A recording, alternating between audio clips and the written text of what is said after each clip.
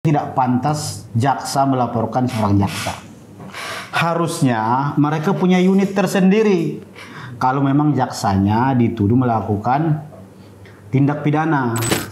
Nah, satu lagi pasal 27 ayat 3, pencemaran nama baik.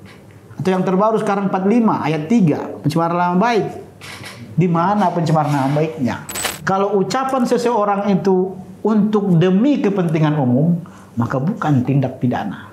Itu KUHP bilang itu. Melaporkan bahwasanya oknum-oknum kejaksaan ini memakai mobil dinas kejaksaan untuk kepentingan pribadi dan dia menyuarakan itu, tapi itu ditindak lebih cepat ya Bang? Oh iya. Jadi ini bagaimana?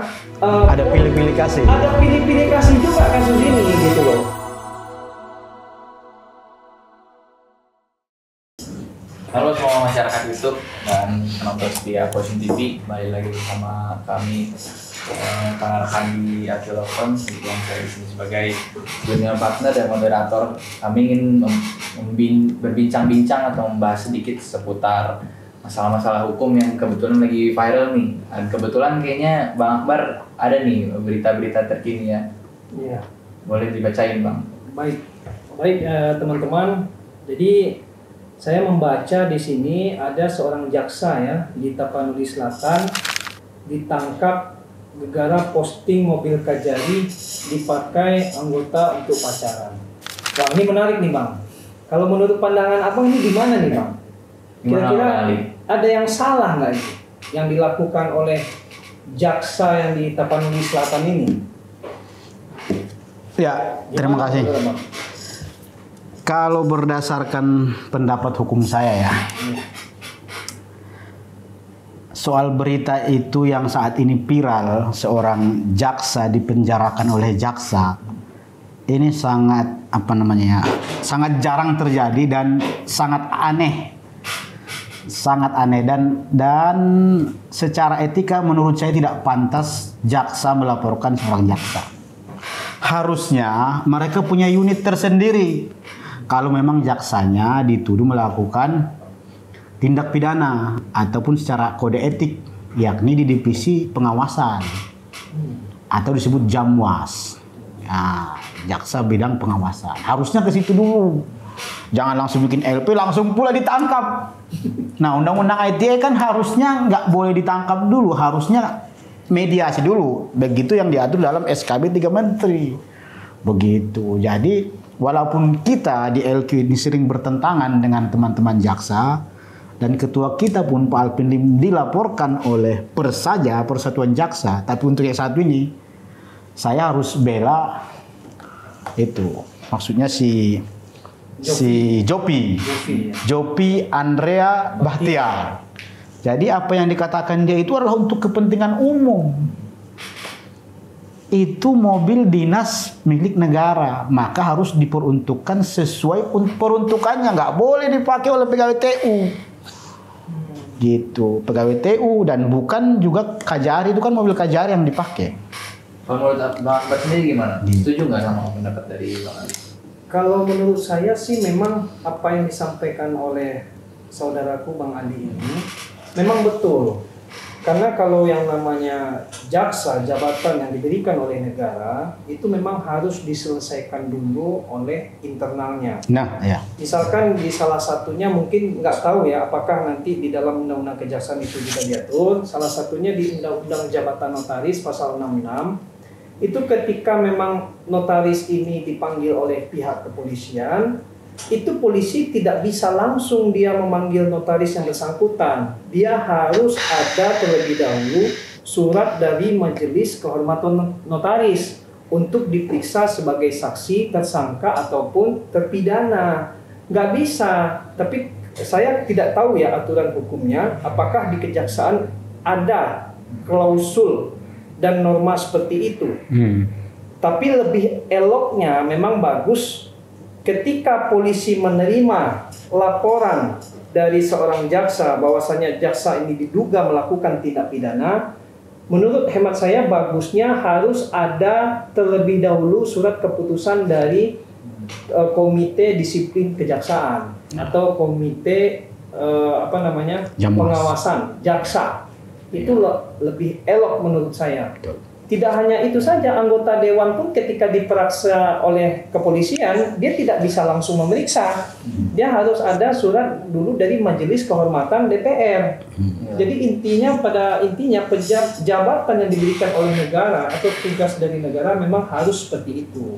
Jadi kalau yang saya tangkap di sini Bang, nggak bisa ya asal, maksudnya semua tuh ada prosesnya, ada prosedurnya. Contoh kayak pengacara pun kami ada majelis kehormatannya. Iya.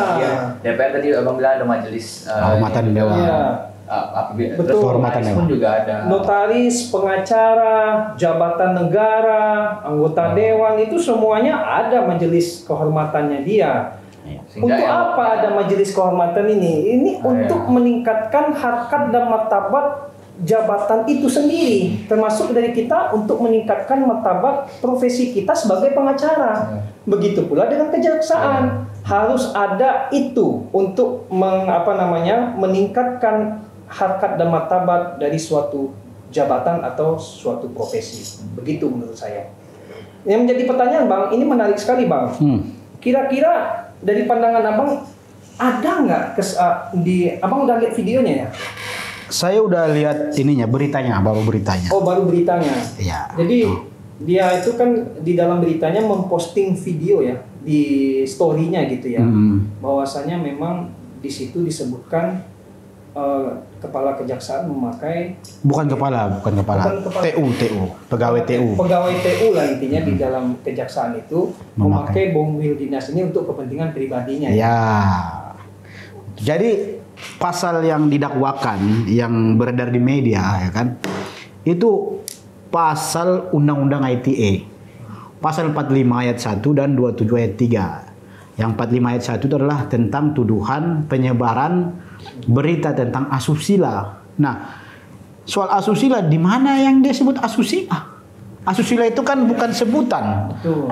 Bukan tulisan. Asusila itu kalau kita baca di KBBI juga adalah perbuatan orang melakukan asusila dalam video itu yang nggak boleh. Nah, satu lagi pasal 27 ayat 3, pencemaran nama baik, atau yang terbaru sekarang 45 ayat 3, pencemaran nama baik. Di mana pencemaran nama baiknya? Pencemaran nama baik itu ya dalam undang-undang ITE itu kan, undang-undang ITE ini adalah mengincar orang yang mengendalikan akun itu. Ibaratnya Patrick bikin akun. Nah, akunnya itu hanya berlambang SpongeBob. Kartun itu. Namanya pun SpongeBob. Masa kita laporin SpongeBob? Nah, siapa yang mengendalikan akun ini kan harus diidentifikasi dulu melalui digital forensik namanya kan. Di situ nanti diketahui emailnya, nomor handphonenya terkoneksi dengan NIK, KTP, siapa yang mengendalikan kan gitu. Nah, setelah diketahui siapa yang mengendalikan, orangnya inilah yang dipanggil. Nah, 27 ayat 3 ini kalau kita merujuk pada undang-undang ITE itu, dia di dalam penjelasannya itu harus merujuk kepada 310 dan 311 KUHP. 310 dan 311 itu mencantumkan kalau ucapan seseorang itu untuk demi kepentingan umum, maka bukan tindak pidana. Itu KUHP bilang itu. Nah, karena kawan itu, rekan kita jaksa itu, Bang Jopi bilang, mobil ini dipakai oleh yang bukan berhak. Ini mobil dinas, bukan mobil pribadi dia. Maka itu mobil dinas bersumber dari anggaran pendapatan negara. Uang rakyat itu. Itu untuk kepentingan umum. Demi perbaikan institusi kejaksaan adiaksa. Maka tidak sepantasnya dia di-LP-kan, harus diberi kehormatan, tanda jasa harusnya naik langsung, naik pangkat harusnya, jangan dipenjarakan. Harusnya Bapak Burhanuddin, ST Burhanuddin, Bapak Kejagung yang terhormat, beri anak buah ini medali emas atas prestasinya membongkar kebobrokan instansi dalam institusi itu. Ya, saya sangat setuju Bang. Memang sangat menarik ya kasus kejaksaan ini. Dia untuk menetapkan tersangka kita sudah tahu ya minimal harus 2 alat bukti. Ya. 2 alat bukti itu ya kita tidak tahu apakah penafsiran kesusilaan itu sudah diikuti tidak dengan keterangan saksi ahli? Apakah penetapan tersangka itu sudah ada tidak keterangan dari saksi ahli pidana? Kan kita tidak tahu, Bang. Nah, ini yang menjadi kecemasan juga nih, maksudnya ketidakadilan juga bagi kasus-kasus yang lain. Ketika misalkan jaksa ini dilaporkan atas dugaan orang ini baik ya, melaporkan bahwasanya oknum-oknum kejaksaan ini memakai mobil dinas kejaksaan untuk kepentingan pribadi dan dia menyuarakan itu, tapi itu ditindak lebih cepat ya, Bang. Oh iya. Sedangkan kasus Abang sendiri yang terkait masalah memang benar-benar jelas unsur pidananya, dari LP ke penyelidikan aja memakan waktu yang bertahun-tahun ya, Bang. Bahkan sampai saat ini belum juga ditetapkan sebagai tersangka. Jadi ini bagaimana? Ada pilih-pilih kasih. Ada pilih-pilih kasih juga kasus ini gitu loh. Tolonglah kasus-kasus kita yang benar-benar duduk tindak pidananya ya diselesaikan dengan baik. Maksudnya dikejar cepat, jangan kasus-kasus ini memang benar-benar menyuarakan aspirasi rakyat. Oh iya. Ini Bung Jopi nih, Bang. Kalau kita lihat Kejaksaan Negeri Tapanuli Selatan beberapa kali didemo orang-orang. Yang turun tahu Bang siapa, Bang? Siapa, Bang? Yang menghadapi pendemo ini. Jopi Bahtiar yang turun, bukan ibu kajarinya, bukan orang TU-nya yang turun. Dia yang berdiri menantang menghadapi para pendemo ini. Dia membela korps adiaksanya. Harusnya Bapak Jaksa Agung beri tanda jasa, bukan di ini kan harusnya Pak Jaksa Agung memberikan diskresi kebijakan untuk segera hentikan perkara ini. Demi marwah dari seorang jaksa yang kita lihat lurus. Dan kalau bisa Kepala Kejaksaan Agung ya memeriksa ya, Pak, dari Kepala Kejatinya. Nah, harusnya ucapan itu diperiksa mobilnya. Itu. Jangan yang melaporkan di penjarain, nggak pas lah menurut kita. Jangan seolah-olah mereka membuat narasi ini korbannya udah terkena ini nggak jadi nikah, nggak ada urusan lah itulah. Mobil dinas dia pakai kan gitu. Betul. Harusnya itu ditelusuri. Memang harus ada ya, Pak. Memang maksudnya jangan sampai ada tebang pilih kasus. Nah, iya. Ketika kasus-kasus yang berhubungan dengan atasan, dia melaporkan anak buahnya, itu ditindak dengan cepat. Iya. Tapi kalau misalkan bawahan menyampaikan keburukan dari atasannya sendiri, itu kadang diprosesnya lama juga, Bang. Kadang kita mungkin perjuangan Bang Jovi ini ketika menyampaikan itu di Kejagung, mungkin beliau sudah menyampaikan itu, Bang, Kejagung melalui surat atau juga melalui Kejari apa segala macam, mungkin tidak ada tanggapan. Kita kan tidak tahu juga. Iya, makanya ini kita ya dari masyarakat civil society ya merespon dan mendukung tindakan dari Bung Jopi, seorang jaksa yang masih muda dan sangat berani. Dan dari dorongan inilah masyarakat civil society mendorong supaya Bapak Jaksa Agung turun tangan dong. Betul. Jangan gara-gara tidak suka dengan seseorang dia dianggap lurus di instansi itu, tapi mau disingkirkan. Harus objektif. Jangan gara-gara kita nggak suka sama orang yang lurus, kita mau singkirkan dia dengan berbagai cara. Ini Kajari Tapsel turun loh, langsung mendekati Kapolresnya. Aneh. Apa gitu iya. Ya? Emang Ibu Kajari ininya korbannya? Kan bukan dia korbannya. Yang korban kan ngaku-ngakunya dari TU. Harusnya Bu Kajari selesaikan dulu secara internal, jangan langsung ikut-ikutan juga ke Kapolres. Langsung press release kan? Iya. Kalau kita sih dari masyarakat harus mendukung tindakan Bang Jopi itu. Dan itu menjadi pelajaran juga bagi kita ya, keberanian Jovi ini. Oh iya, jarang-jarang ini. Menjadi semangat muda juga bagi advokat-advokat muda. Iya. Untuk menegakkan terus hukum dan keadilan. Harusnya Bapak Jaksa Agung berterima kasih sama Bang Jopi yang telah berani membuka kebobrokan instansi itu.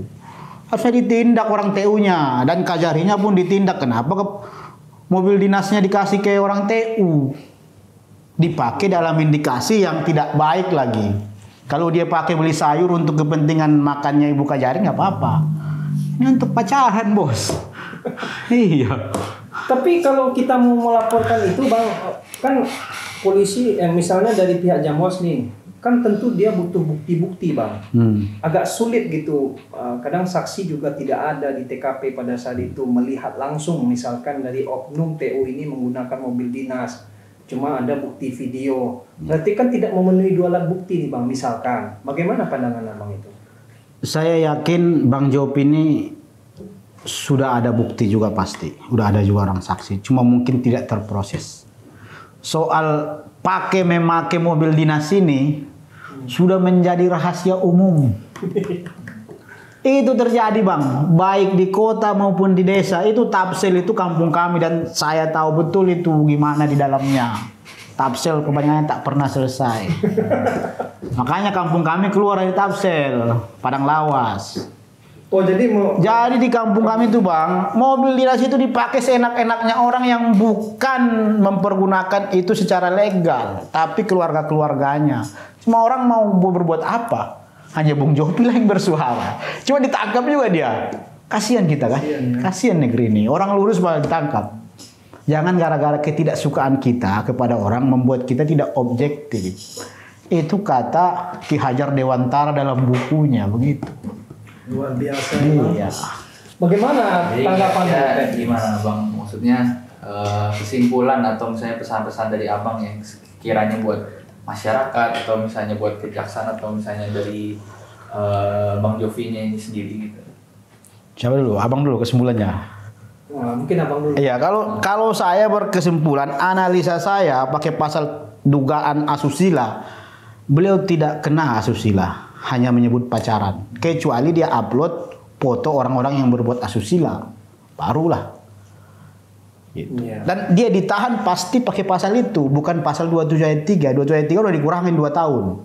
Tapi pasal 45 ayat 1 asusila itu 6 tahun ancamannya, makanya dia langsung ditahan. Kan dalam KUHP untuk penahanan itu adalah ancaman yang di bawah 5 tahun. Pasti pakai pasal itu. Juntokan ya. Nah, harapan saya sih, analisa saya asusilanya harusnya secara hukum tidak bisa kena. Dan 27 ayat 3-nya pun secara hukum tadi analisa saya tidak kena. Karena dia melakukan itu dengan kepentingan umum dan itu merujuk kepada yang konvensional yang diatur dalam 311 dan 310 KUHP tentang pencemaran dan fitnah. Sehingga ini harus dihentikan perkara ini untuk nama baik dari kejaksaan. Masyarakat memonitor ini, masa kejaksaan yang membongkar indikasi yang rusak di dalamnya malah dipenjarakan secara nalar, itu tidak benar. Bapak Burhanuddin harus memberikan arahan dan mengeluarkan diskresi untuk mengeluarkan surat pemberhentian penuntutan. Itu Bapak Jaksa Agung bisa. Bisa itu dilakukan? Bisa. Secara KUHP bisa. Kalau Bapak Jaksa Agung bilang hentikan. Dan ujung tombaknya itu kan anak buah dia semua. Kajarinya, orang TU-nya, Jopinya anak buah dia. Panggil aja duduk bertiga, selesaikan kan gitu. Dan SKB 3 Menteri pun begitu bilangnya. Jangan langsung ditahan, dimediasikan dulu kan gitu. Gitu. Jadi intinya kesimpulan pada pertemuan hari ini dari opini hukum yang sudah disampaikan oleh Bung Ali Amsal dan juga junior saya Patrick, itu sebenarnya bisa diselesaikan Pak, karena dari Kejaksaan Agung itu sudah ada wadahnya untuk melakukan yang namanya restoratif justice. Itu yang harus didahulukan. Ketika misalkan ada oknum jaksa yang dirugikan, tidak ujuk-ujuk langsung lapor polisi. Harusnya polisi ketika itu menyarankan ya diselesaikan dulu Pak dengan internalnya. Karena setiap jabatan itu Pak, memang ada di dalam Undang-Undang Jabatan Notaris itu harus ada dulu surat dari rekomendasi pokoknya Majelis Kehormatan Notaris. Begitu juga anggota dewan. Pokoknya pejabat-pejabat negara pasti ada wadah itu. Jadi tidak ujuk-ujuk langsung dilakukan pemeriksaan LP langsung diproses, dan itu pun tahap penyelidikan ke penyidikan sangat begitu cepat. Sangat cepat. Alasannya sangat beda sekali dengan kasus-kasus kita yang sebagai advokat Iya. dari penyelidikan ke penyidikan bahkan bertahun-tahun, memakan waktu yang sampai 3 tahun. Nah, ini kan menimbulkan kecemburuan sosial. Iya. Tidak adilan juga dong. Pilih-pilih kasih dong. Kasus-kasus kita gimana? Iya. Tolong Bapak Kapolri. Jadi yang harus dicermati di sini kurang lebih ya kalau bisa diurus secara internal gitu dulu ya. Nah, ya betul. Kemudian kalau misalnya mau melaporkan laporan atau membuat sebuah aduan pun ya ada prosedurnya. Iya. Betul. Divisi dulu lah, divisi internal mereka, Jamwas itu, bidang pengawasan. Jadi intinya kita tetap membiasakan yang benar, bukan membenarkan yang biasa. Iya. Membela yang benar.